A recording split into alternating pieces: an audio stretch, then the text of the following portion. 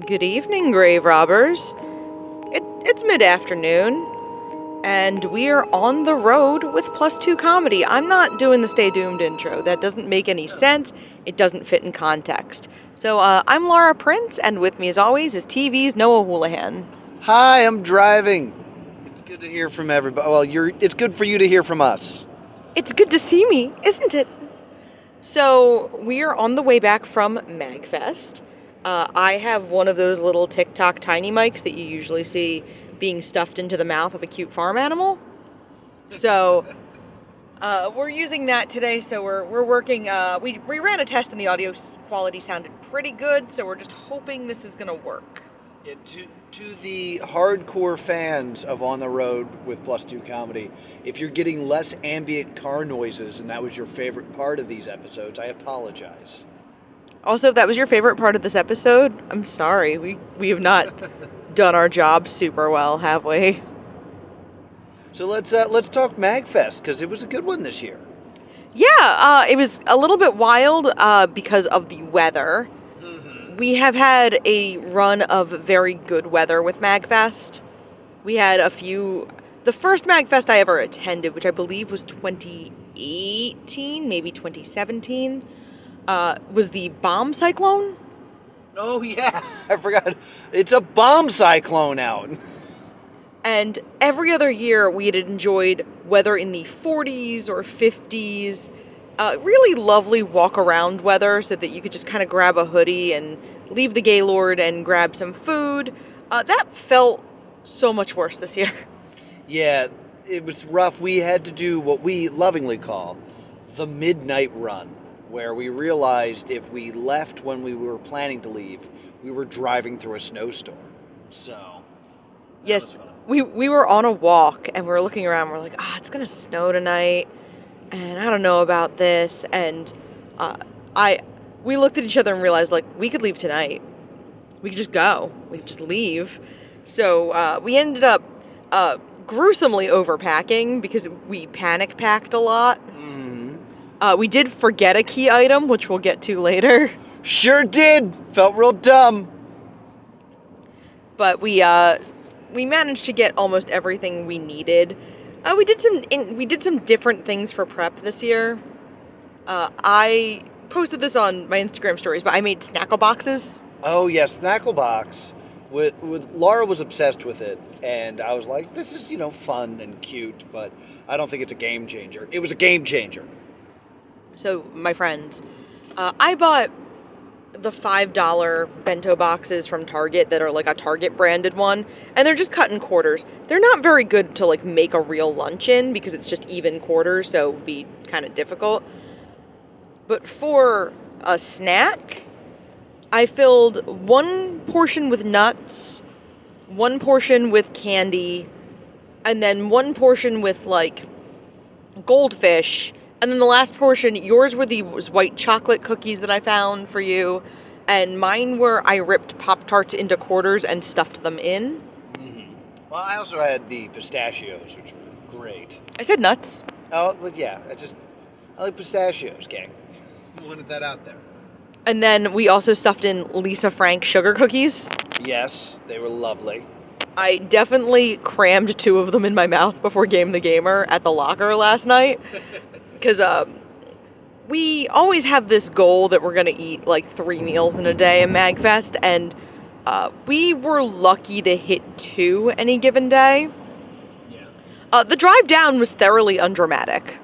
Yes, it was a fine drive. We considered actually recording this on the way, but we didn't have anything to talk about, so. Yeah, you were like, we could record on the way down. And I'm like, to talk about what? Yeah, here's some road. It's dark out. We can't even see scenery because it's dark out. So I had some things I needed to take care of, so we didn't end up getting to MAG, despite staying over we stayed in Alexandria this year. Yes, which it's not as bad as people make it out to be. So many people they need a harbor room. But we just Ubered back and forth, and it is kind of nice. I mean, maybe this speaks to my age, to be able to leave the con and be done with the con for a moment instead of always being like wrapped up in the typhoon. One of our friends approached us acting like it was a life hack. And I was like, we've only stayed in the harbor 1 year. Yeah. Every other year. Now, 1 year, it's one of those things. It's so weather dependent because staying in Old Town Alexandria was really nice the year it was like beautiful out, when it was like 55 degrees every day. Being able to walk around that little town, we stayed in a hotel that was across from a Taco Bell cantina. Oh, yeah. Taco Bell that served booze. So Noah got to have his dream of a Baja Blast margarita. Woohoo! And honestly, I also did, because I wasn't gonna not have one. And by that, she means Laura got to experience my dream. Yes. I wasn't gonna not have one. That was in 2020, because I remember looking through and seeing like World War III trending on Twitter while we were waiting for our food and cocktails. So, but let's jump into like some of the stuff we did at the con, because it was a fantastic con this year. Yes, we played a lot. We spent a lot of time this year in the indie arcade. That was something I felt like we did. We don't always get to do, but we played some really fun games. Yeah, there's the indie arcade, which is like independent gamers, you know, or independent developers creating indie games. And then there's also the experimental indie arcade, which I feel like I always walk through, but I don't really get enough time to really like try and make an attempt to play these insane games. And they're so fascinating. Which one jumped out most to you? I really liked crab volleyball. I know this is a silly one to really like, but I really enjoyed playing crab volleyball. Yeah, crab volleyball, it's like one of those, like, you understood exactly what you were supposed to do immediately. It was next to impossible to master, but the animations on the crab were really good. I mean, once you figured out how to spike the ball over the net first, it got easier. Yeah, because I could just never volley it back to you. Yeah, Laura won, I think, everything we played. We also played the influencer game. It was like a cookie clicker idle clicking game. Yes, that was called Win Dumb Prizes, I believe. Win Stupid Prizes, yes. Win Stupid Prizes, yes. It was a competitive idle clicker, which is such a great idea. It's like so simple, and the whole game was 3 buttons, one for each of us, and then one we had to share. Such a cool idea. So the main mechanic was you were building followers at a certain clip, but there were things you could do to increase the number of followers you got per second, much like a cookie clicker. You could buy bots, you could do market research, or you could do scheduled posts, and I found all of these very interesting. But Noah dumb played himself. Yeah, there was also the option to send a hate mob to your opponent. So I did that, and while it affected Laura, I spent way too much on it, and thus could never catch back up. So it only hindered your opponent for about 5 seconds, so it only would have cost like 5 followers? Because you did it very early in the game, too. But it cost you like 200 followers? Yeah. So I never sent one, and I just kept building instead of worrying about what you were doing. And I was leaving you in the dust and not even clicking the button anymore. Yeah, that's the joy of an idle clicker, is that you get to that point where you don't have to click anymore. You played one that was the paper shredder. So yeah, this was very interesting, because I also went to a panel about these games, so that's why I was like so fascinated. It was kind of an interactive novel. It was Finish the Chapter or something, I believe it was called. And you would hear a story, but to make it go further in the story, like to click to the next page instead of hitting a button, you had to shred a piece of paper using a paper shredder. So they had like Sarah Palin's book there, and you could just rip pages out of it and shred them. And it told like a story of like someone and their like stuffed whale.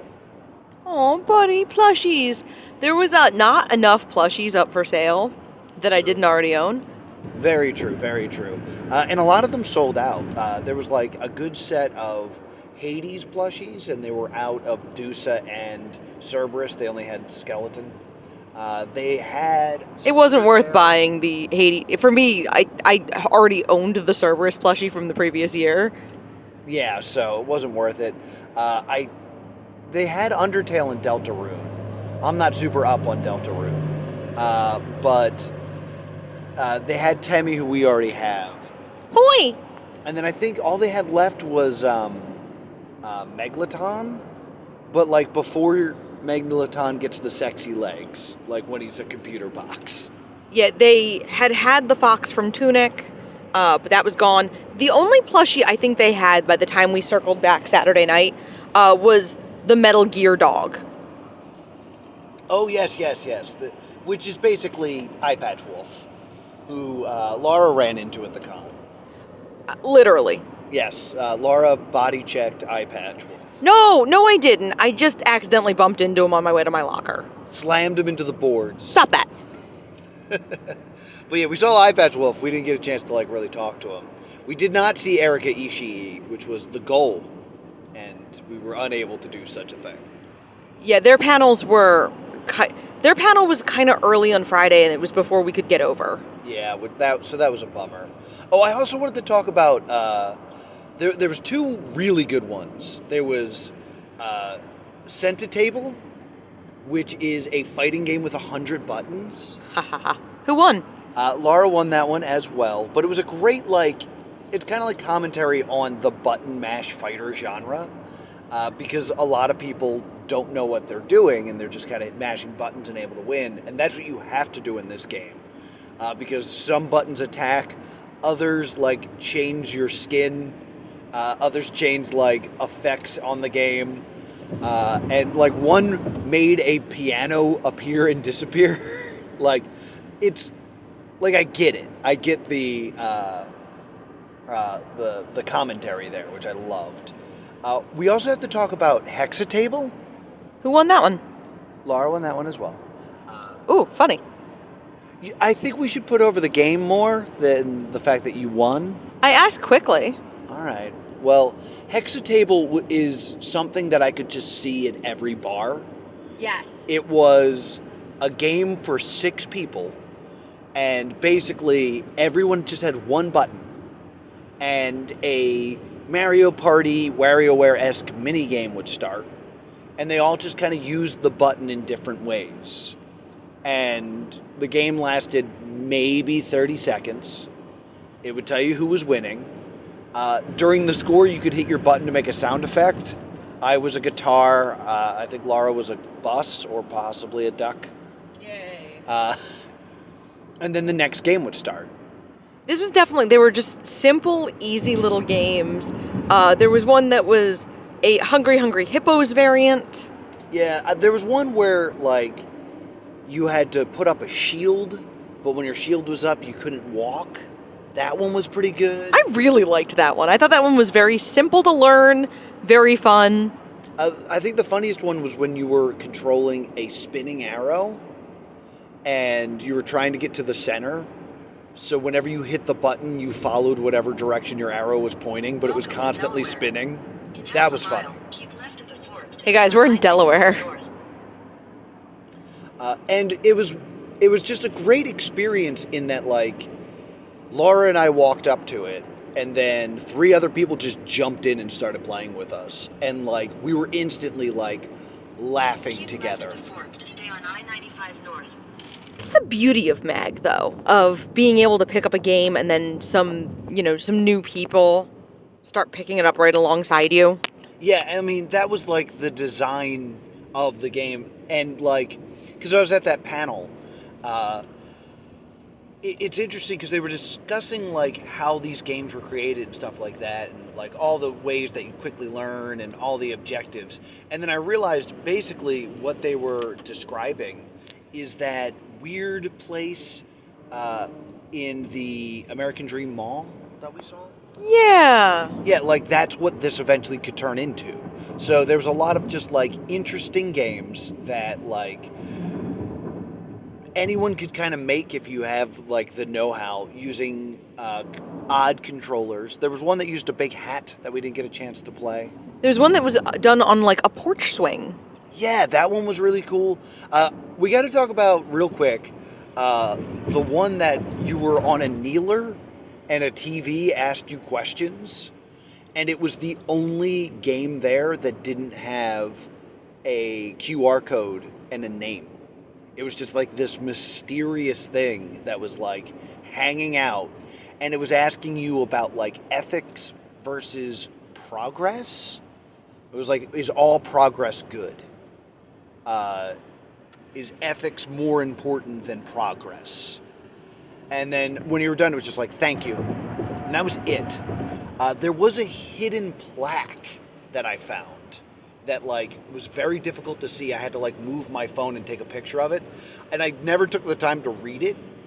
But I could tell it said something about progress. So this will be a thing that I obsess over. We also played one where you're a kitty cat who's an astronaut. Oh yeah, it was basically a mix between like a burrito bison kitty cannon launch game, but every once in a while it would give you a bunch of button prompts, and if you hit those fast enough, you got like a boost. That was really fun. I really liked that one. I thought that one was really fun. The first time I played it, Noah was playing something else, so I just played it with nobody because it was a 2-player game. So I played it alone, so I won handily that time. Yeah, that was the game that you were like spectacular at, to a point that I was like, how are you able to do this so well? I mean, it's just like reflex, and I have like hyper reflexes because I'm such an anxious person. I'm very quick on my feet. So we spent a good amount of time in the indie arcade, which is nice because I feel like we don't always get to do that. We spent a little bit of time in consoles, not as much. Noah did some of the MAGFest challenges. Which challenges did you do? They were all impossible. There's one, let's see. There's one where you had to do the Mario Party 64 minigame where Toad holds up a flag color, and you have to run to that color. It's the only safe color. Except the I'm using a Super Nintendo controller. The D-pad controlled Mario. The X, Y, B, A controlled Luigi, and you had to keep them both alive the whole time. Ooh. That was really hard. There was one where you had to beat every version of Gutsman throughout time. Did not make it very far in that one. There was a Tony Hawk like super long rail grind you had to do without jumping. That didn't happen for me. There was a Mario Castle you had to beat, but instead of jump, all you could do was reverse gravity. So you had to make sure like there was ceiling for you to land on. That was pretty interesting. Beat a level of Donkey Kong Diddy's Conquest without touching any bananas. Oh man, just so many just like very unique spins on like your favorite games. A couple like very interesting choices. There was a Tiny Toons Adventures level. Ooh. Yeah, like I was surprised to see that there. There was a very confusing Tetris one where you had to play like 2 games of Tetris at the same time, and every time you like made a line, you would switch to the other game. Ooh, I love that. But like the other game was like not quite Tetris. It was like a different puzzle game. So you had to like think differently. I played for maybe 15 minutes, and like it was just constantly me going, impossible. Nope. No one can do this. Noah rage quit. Yeah. I was wandering around and I kind of like picked up a few puzzle games, and mostly I was just like lurking around Pokemon Puzzle League because I had never played it, but I'm really, really good at Panel de Pon. Yes. Which is a It's a Japanese game that apparently Pokemon Puzzle League is just a reskin of. Correct. Yes, it's basically the same game. So I wanted the effect of going, I've never played this, and then just sharking someone. And I always like to play Dr. Mario. I actually didn't get on Dr. Mario. So I'm going to have to bother Noah to play Dr. Mario with me soon. Yay! I'm really good at Dr. Mario. You are. I can hold my own, but you are. So we did get to play a lot of games. We did take a couple. I bought some new pins at the in the vendor's room. I actually got to the MAGFest merch table this year, which I didn't get to last year. You couldn't get to it all weekend last year. I don't know what it is. I don't know. I think a big piece of it was MAGFest made a change I really liked about the kick-in merch. And they did the kick-in merch at registration instead of doing it at the merch line. So it meant the merch line wasn't absolutely crazy all weekend of people picking up their pre-ordered, prepaid for merch. So you could actually, get to the table. Yeah, that was a good... MAGFest made a lot of good decisions this year. The lockers. The idea that we could rent a locker was super helpful. If you're going to MAGFest and you're not staying in the Gaylord, I fully recommend renting a locker, but only after I already order mine. Don't box me out, because I need it to live. But it was such a brilliant thing for them to have. They were about $15 a day, but it was you got a discount if you did multiple days. That was one of my only pieces of feedback would be, I didn't love where they were placed because you had to go through chip space to get to them. Yeah, that was the only real bummer about it, but it was such a smart idea that I'm sure brought in a nice chunk of change for MAGFest, so I'm sure they'll be doing that again. They would have to be completely out of their minds not to re-up. I did think it was funny because I was expecting a bank of theme park lockers like you'd see at Universal, and to my surprise, they were just straight up middle school lockers with master locks. Which, I'm realizing there's a lock picking, thing downstairs, and then the lockers are just master locks. That's a real good point. I did actually get into the makerspace this year. I got there was a table that just had little 3D printed frogs that they were giving out, so I got a red glitter one that I have named Steven for no apparent reason. You named him that because that's his name. Fair. But they had a lot of little things set up. I got some really good advice about crocheting, so I'm going to heed that. I got some really... they had a place to make the friendship bracelets, like the ones popularized by the Taylor Swift Eras Tour. I couldn't get near that table. No, I didn't spend as much time there as you did. No, and the one time there were some seats, my friend Chris, who I was with from AVGC, didn't want to. So we didn't. But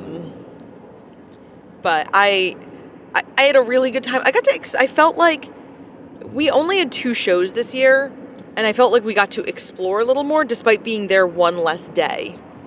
Well, I had a third show that I think we need to talk about, because I did MAGFest Taskmaster, and brought shame upon my family. Yeah, Noah was the Ian Sterling of Taskmaster MAGFest. Ian Sterling and Guy Williams from New Zealand Season 1. That energy. Yeah, with a touch of David Baddiel's success. So, basically, we did 5 challenges. The first was to bring in the most MAGFest item. So I brought in a Pikachu, surrounded by donuts and all this other, fun bits with a secret hidden bottle of alcohol. And Raph, the Taskmaster, actually said, someone understood the assignment. And I was like, oh, all right, I killed it. And then everyone else brought amazing things. We had donuts with Danny DeVito's face on them. We had... The winner was a bottle of Malort that had the hair and fingernails of various members of staff. which was that one tied with a poster from like Mag 10. Like, it was wild. Yeah, like it was really, really fun. My only feedback was it was very hard to see. Yeah, the choices of tasks were often not the best in terms of like visual. The first game was good because the first game was to play the first level of Super Mario World blindfolded, and I think I did the smart thing in that I jumped into the crowd and I had someone tapping my back telling me when to jump, and apparently I still did the worst. I don't think you did the worst. You did start screaming left at somebody and made them do worse. So the one guy from whose role is it anyway, Eric? You started the level, which is Yoshi's Island 1. That's the one with the giant bullet bills, if you're trying to picture this. You did start with a cape, though. And because Eric got to see some other people go before him, he killed the first enemy with the cape, ran back and forth, and flew over half of the level. Like, he landed at the halfway point. And, like, the crowd's going nuts. So I'm like, there's no way I'm winning this with how far he got. So I started screaming, run left. Because I was trying to get him to go back to the start. And he almost made it. He almost made it back to the start. That's how amazing he was doing playing this level blindfolded. Yeah, I think the one piece of feedback is I think it would almost run better like regular Taskmaster of having the contestants pre-film a couple of things. Yeah. And send I know this would be so much more for Raph to have to do. Absolutely. But like another thing, another thing was they did draw the second largest snake on a roll of toilet paper.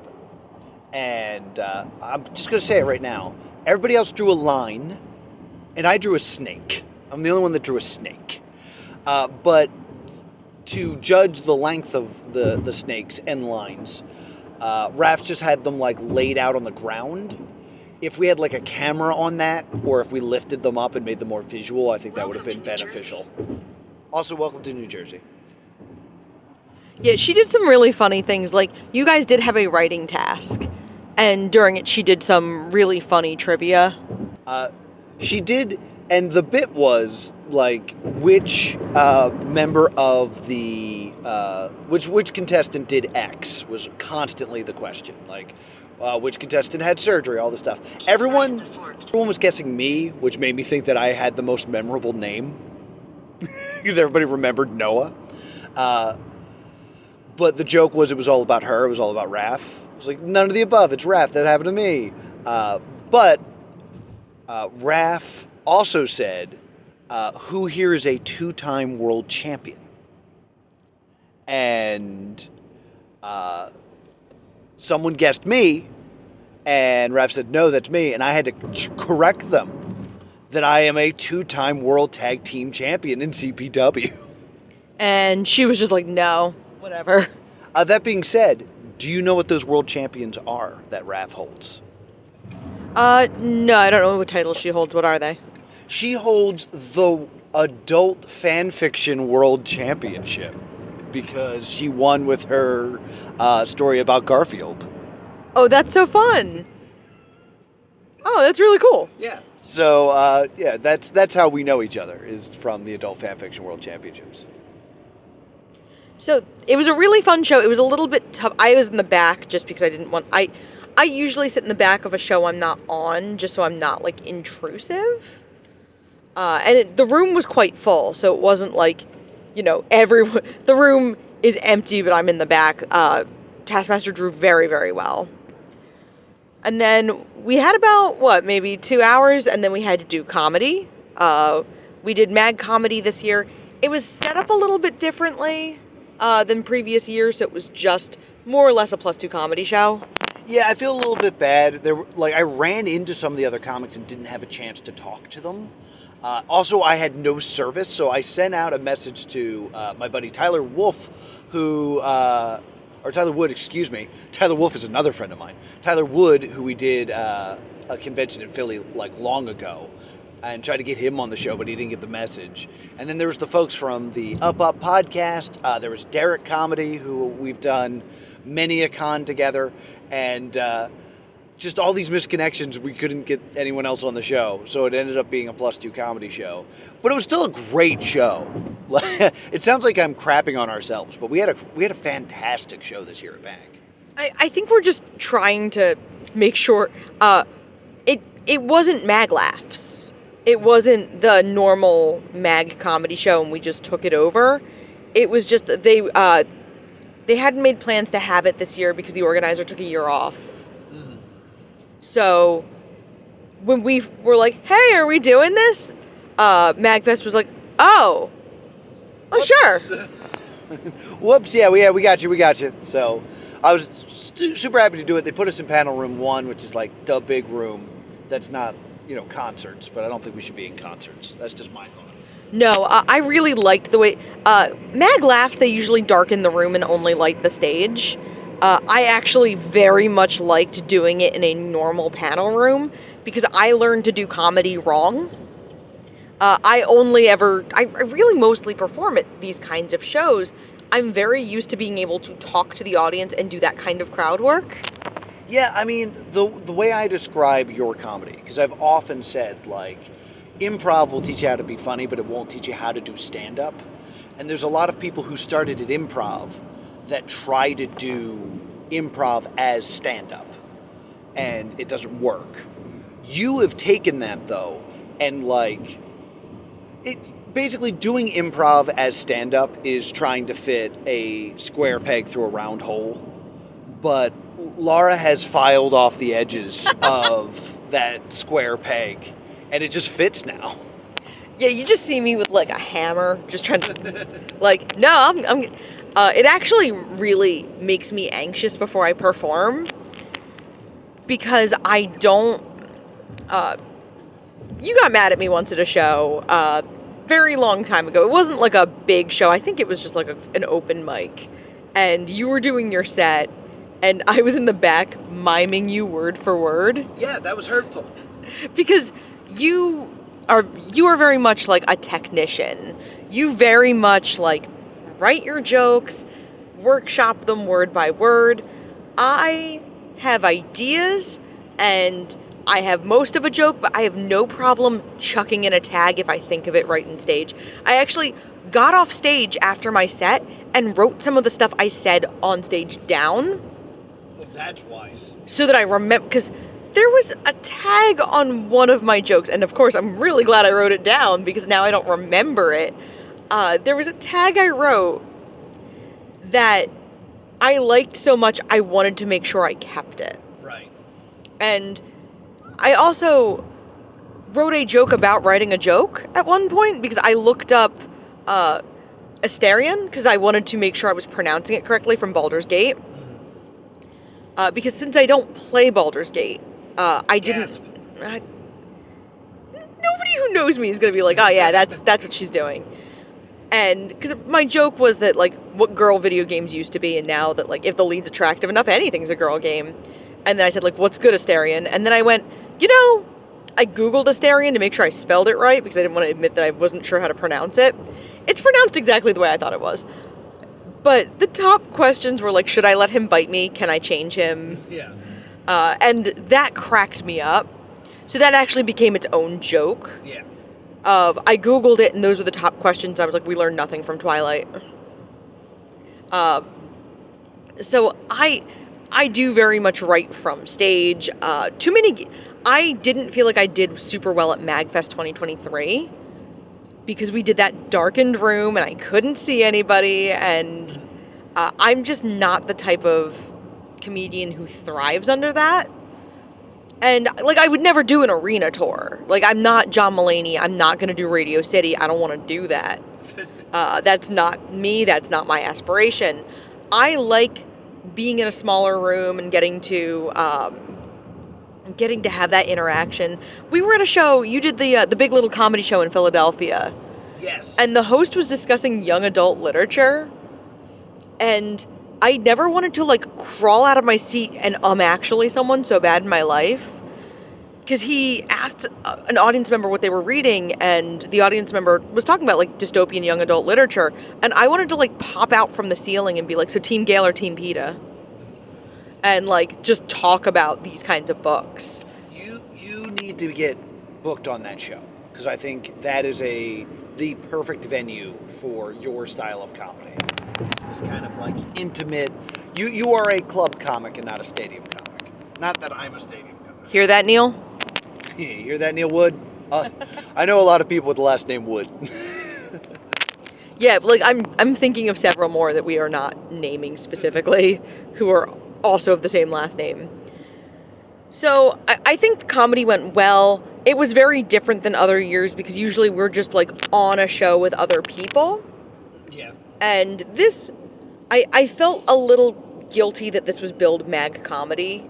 I felt like I don't want the impression to be like we came in and took over. Well, the show is usually called Mag Laughs, so we were Mag Comedy to kind of, like, differentiate it. I wanted it to be +2 comedy. I don't know why it was called Mag Comedy, but whatever, you know. Yeah, I would have liked it to. I felt a little bad that it was just the two of us, but I really enjoyed the show. The thing about it being the two of us was we did get to do the Q&A. Yes, we did the Q&A, and here's some, like, inside baseball for those who, like, listen to our podcast and stuff like that. I did an experiment during my set. I'm not sure if you caught this. I did a callback to a joke I did last year, and it got, like, the smallest of giggles. I'm gonna remember this forever. Yes, so I threw that in specifically to see, like, are the people that are coming to these shows repeat viewers? And basically what I got out of that was, like, no, they're not. There was a lot of people, or at least they didn't remember last year very well.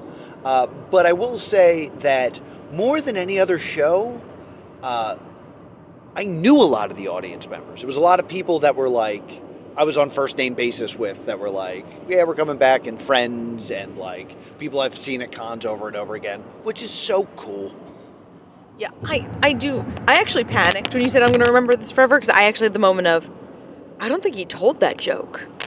No, I threw it in there because it wasn't like a major beat or anything like that. I just wanted to see if people would respond to it, because last year people were saying it to me constantly. Like, anyone saw me in the hallway, we were like, I'm going to remember this forever. And I was like, I wonder if this has become a MAGFest meme with me or not. And the answer is no. But it was a fun little experiment that I did. Yeah, I really enjoyed the show. I'm excited if they do Mag Laughs next year. I would be excited to do our show again next year. I hope we get to come back. And the other show we did was Game the Gamer, the triumphant return of Game the Gamer. Yeah, it's barely triumphant. We would like to thank two parties at this point. Frank, yes, who is a longtime friend. We've been working with Frank for a million years, and he volunteered to do tech for Game the Gamer, and without him, we would have been in a lot of trouble. Frank's a hero. Frank has been someone that's, like, been in my corner for a long time. He formed another group with other friends, Brian and Becca, to become the Legends of the Interwebs. You can actually see us competing on an Extra Life Day on the +2 Comedy Gaming channel, if you really want to. But man, Frank was saving the day. And then we'd also like to thank Panel HQ and the department head of panels, because they absolutely saved us. Because remember when I mentioned we forgot something very, very important? We forgot the docking station for the Switch. Yes, I kind of thought you could just plug an HDMI cable into the Switch. That is not true. And so I had all this stuff, and, like, the Switch is the only system we're using. And I had to run to Panel Ops and be like, hey, I need a dock for a Switch. I know there's some around, but can you acquire one for me? I think... We didn't even start late. Yeah, we started on time. I think in terms of having a panic attack, I kept my cool pretty well. There was a point where you were running back into the room, and Frank and I, because Frank and I both know you very well, Frank and I both went, ah, shit. I've been told that I get Colbert angry, was how it was described. Yes. Where, like, when Stephen Colbert gets annoyed, he just, like, gets louder and happier. And that's kind of where I was. But, like, I had to walk up to panel ops and very calmly just went, hi, I'm having a breakdown. And then also, I saw Mooch, our buddy Mooch, who always works MAGFest, and I never get to spend any time with. Love Mooch to death. Gave him a super big hug, and he was like, dude, what's going on? I was like, I'm having a panic attack.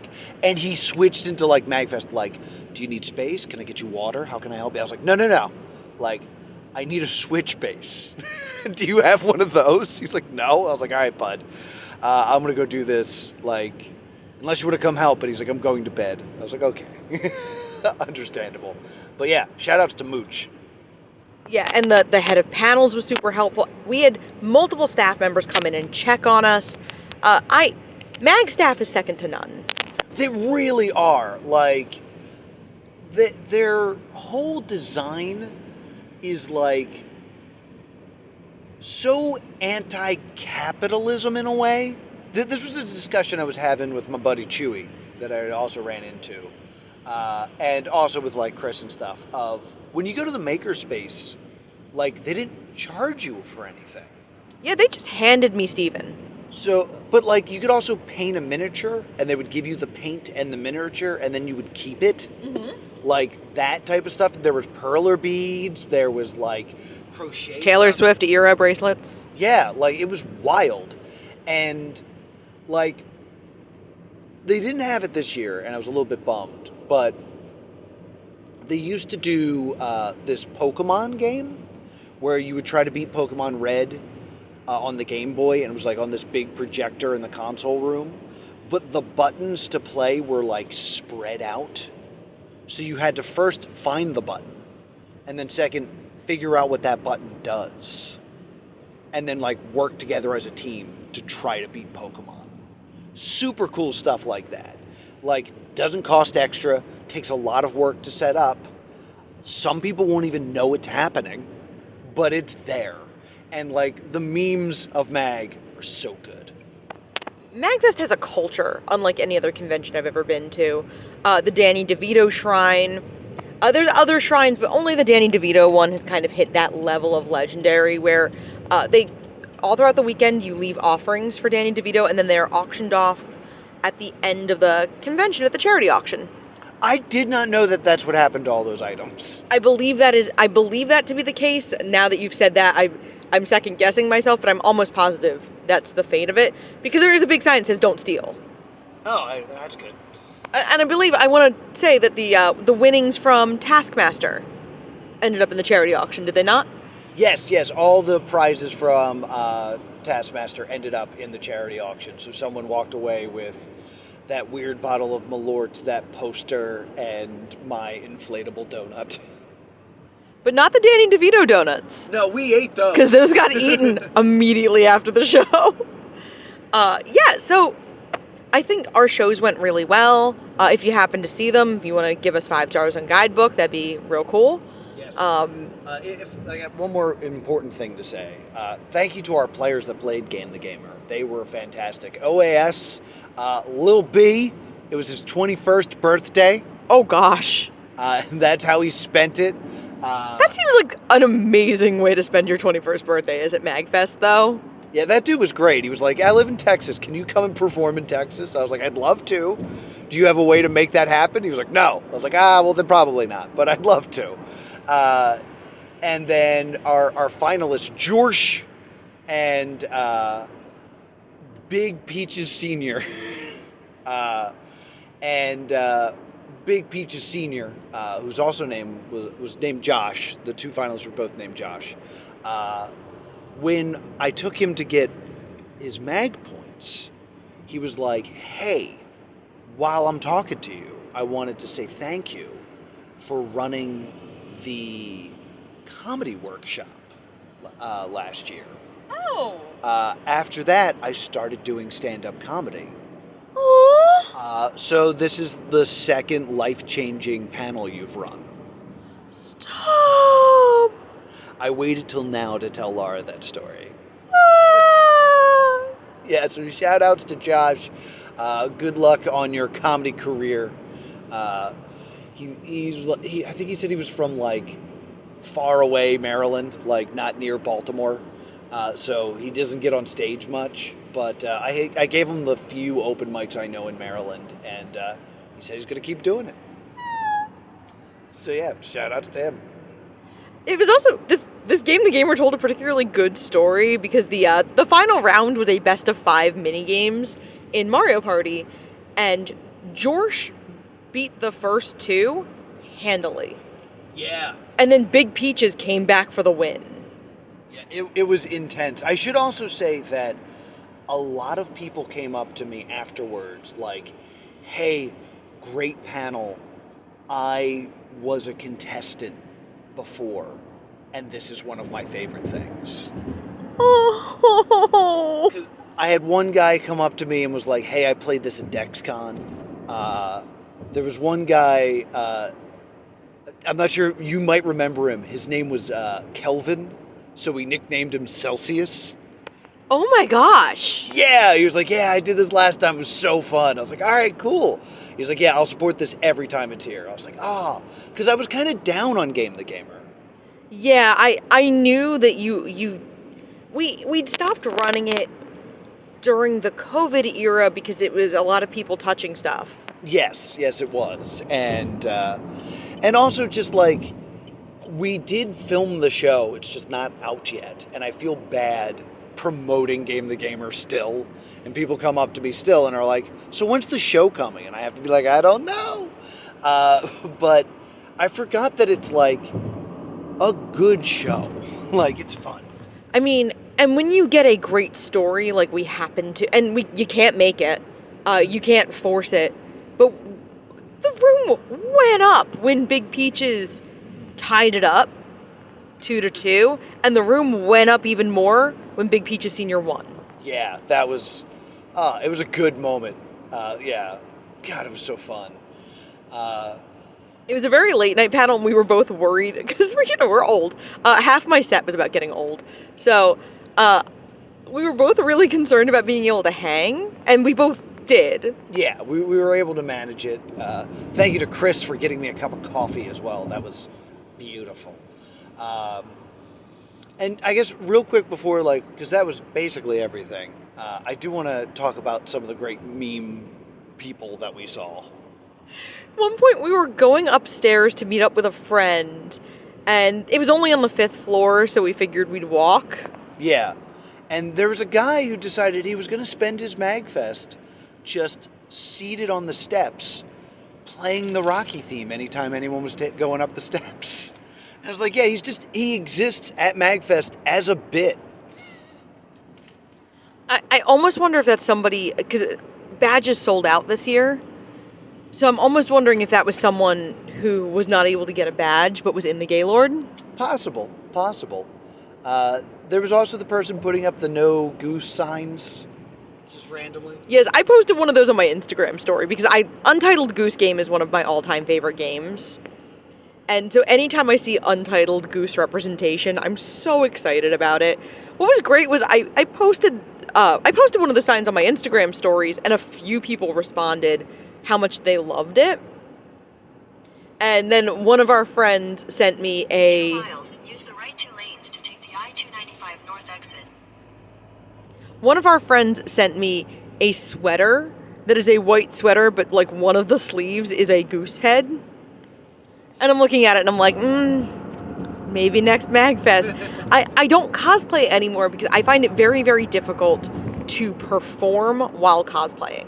Agreed. I used to perform as Speed Racer and quickly realized that was a mistake. I could probably do my role in Game the Gamer in a cosplay. Yeah, depending on what cosplay you chose, there's some fitting costumes you could do.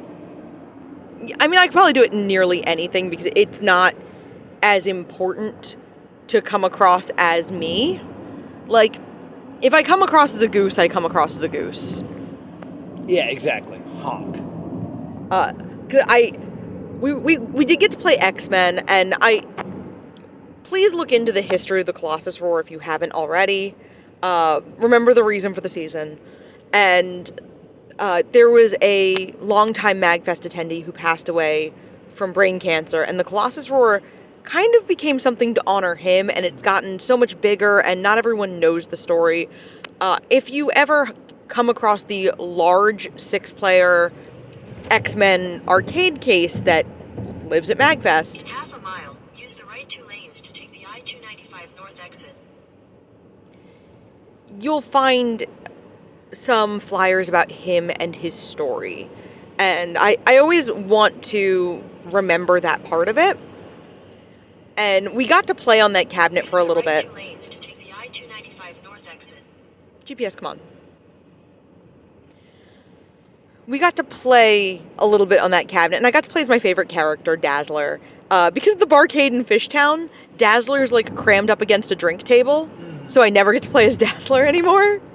So I was very, very excited to get to play as Dazzler. Her main power is just slapping stuff. Yeah, slap. But I was really happy. And it was just a great moment to play with a few of our friends. So we got to watch the Triforce Quartet from an atrium room, which was a beautiful experience. Yes, it was. And God, the music was so good. Because they were playing the traveling theme from Kingdom Hearts at one point. And I was just sitting there like, yes, I love MAGFest. This is good. Yeah, MAGFest.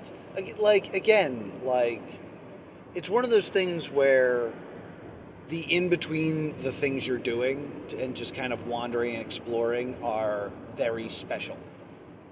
Yeah, there's no other convention I've ever been to like MAGFest. It is its own entity.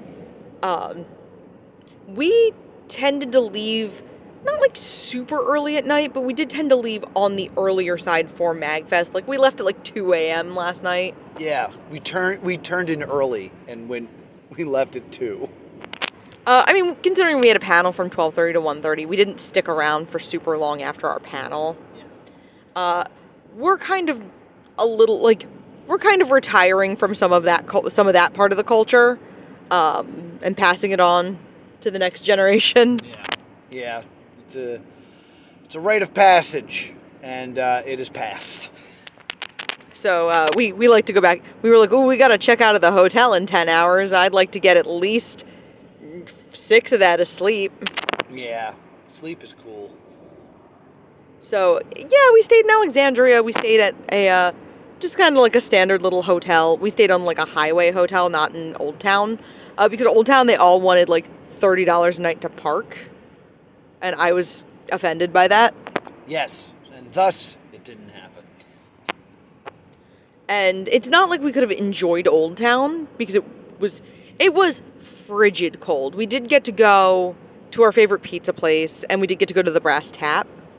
But we didn't, you know, I said like we had a goal of eating more than 2 meals a day. It didn't happen. No, and there was the one place I really wanted to go and get the AHA tuna that I really liked. We didn't get, was it Fiddix and Smith or whatever? McCormick and Schmick's, yeah. Well, I think that's gonna do it for the drive. I mean, we're running out of road, and yeah, we're about 15 minutes from the Wawa I have now said we're gonna stop at. So I think we covered a lot. I love MAGFest. I really, if anyone from MAGFest is listening, please bring us back next year. We're happy to do nearly anything. Nearly. I have like 2 or 3 hard limits. I have none. It's just some cost more than others. Oh, true. Some of those hard limits just have a price tag attached to them, I guess. So, we love doing MAGFest. We had such a great time. I was like very stressed out leading up to this MAGFest because just moving it out of early January is considerably less convenient for me personally. And I was very stressed out and not as like pumped as usual. And then last night on the atrium listening to Triforce Quartet, I was like, That's right. I love this so much. Yeah, it's a magical, magical place that I'm happy to get to be a small part of every year. So thank you, MAGFest. Thank you, gentle listeners, for indulging us and chatting about our experiences. And you can find us on Twitter and Facebook at Stay Doomed, or by email at thestaydoomshow@gmail.com.